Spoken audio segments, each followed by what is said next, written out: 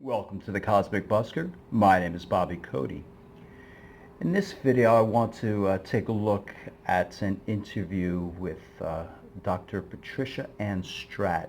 Dr. Patricia Ann Straat, she's a PhD doctor in biochemistry. She actually was co-experimenter on the Viking Lander, I believe both 1 and 2. Viking Landers are the landers in 1976 that landed on Mars.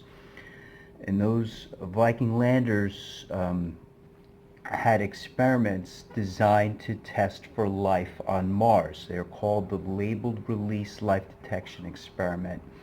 And Dr. Patricia Ann Straat was a co-experimenter. She designed the experiments. She actually wrote a book about this. It's called To Mars with Love. I'm going to place a image of the book up there so you can get familiar with it. I'll also put a link down below to her website so you can purchase the book. I just found out about it, so I can't give a review on the book. Or I haven't read it. I just found out about it. I'm certain it's an interesting read, and I encourage everybody to take a look and read yourself. The story about what happened. But I want to cut to a couple of clips of the interview that she gives because it provides some evidence for what I've been saying in the comments in some of my videos that I've posted, where people say, hey, maybe someday we'll find life on Mars or elsewhere, and I say, hey man, we found it in 1976. It's not a question.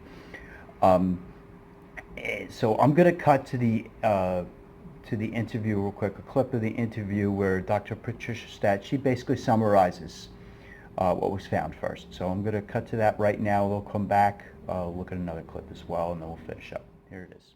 It did. Sure.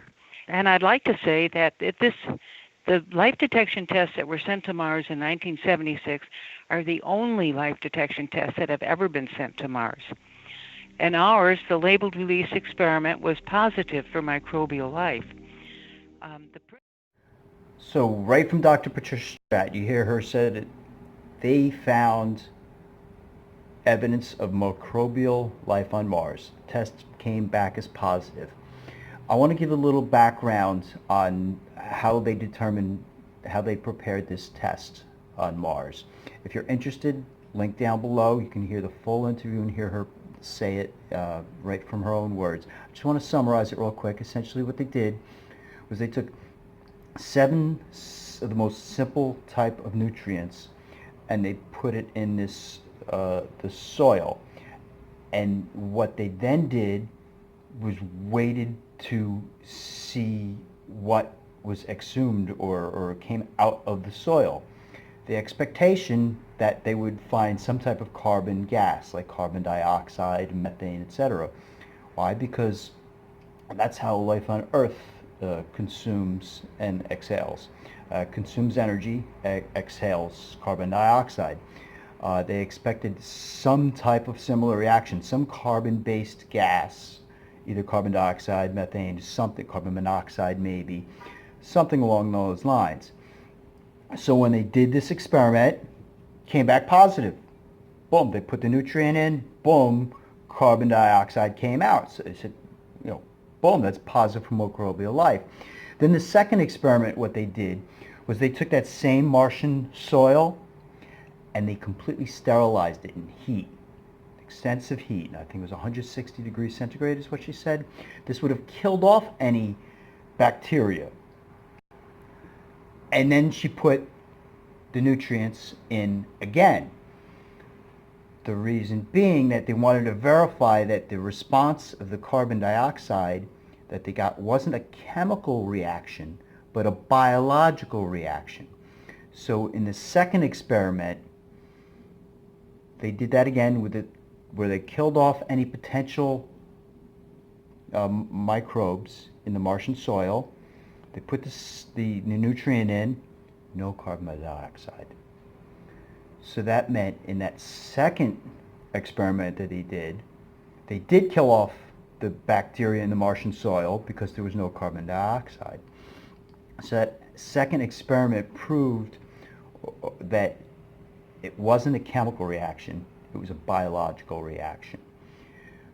Now here I want to cut to her talking about what happened after the Viking. Came back positive for microbial life. You'd think that would headlines across the mainstream media would be screaming "Life on Mars detected." Fake news. Mainstream media has been fake news all my life. 1976, I was 7 years old. I knew we found life on Mars, and nothing. No response from the mainstream media, nothing about life on Mars, nothing. So I want to cut to a second clip of Dr. Straat talking about what happened subsequently after she found life on Mars and what NASA and the government's and the media's response was as well. Let's cut to that right now. Be the wrong one. Follow-on experiments, what would these look like? What would you go further with in testing for life? Well, with the experiment that we sent consisted of all those 7 substrates that I have just mentioned.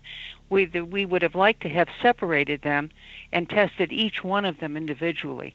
That would have been the most important experiment to run as a follow-on experiment. Unfortunately, no further life detection experiments have ever been sent to Mars. Now, why is that? NASA seems almost gun-shy? Oh my, I wish I knew the answer to that. I don't know. It's beyond me. When you have such an exciting result, the first thing as a scientist that I would do is follow up immediately. We had a spare lander ready to go, and the whole team was assembled and ready to go, and yet there was a change of administration, and the money just went out of space research. The Viking mission was in 1976, and there wasn't another mission sent to Mars for another 20 years later. And by then, everything had changed. But no life detection tests have been sent since. And it's one of those things where... So, life was found on Mars in 1976. It was essentially covered up, not announced by the media, not announced by NASA, and no further experiments to test for life on Mars were sent, including one which would have separated these 7 nutrients, which would have allowed them to hone in to determine what type of bacteria and to absolutely 100% verify that it wasn't a chemical reaction. In the interview, in parts of the interview, Dr. Straat also mentions that, some people say, it was probably a chemical reaction.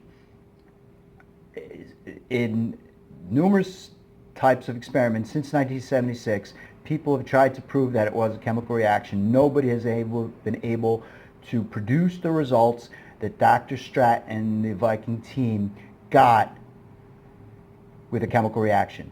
The only way to get the type of reaction that they got was using biological samples of microbacteria.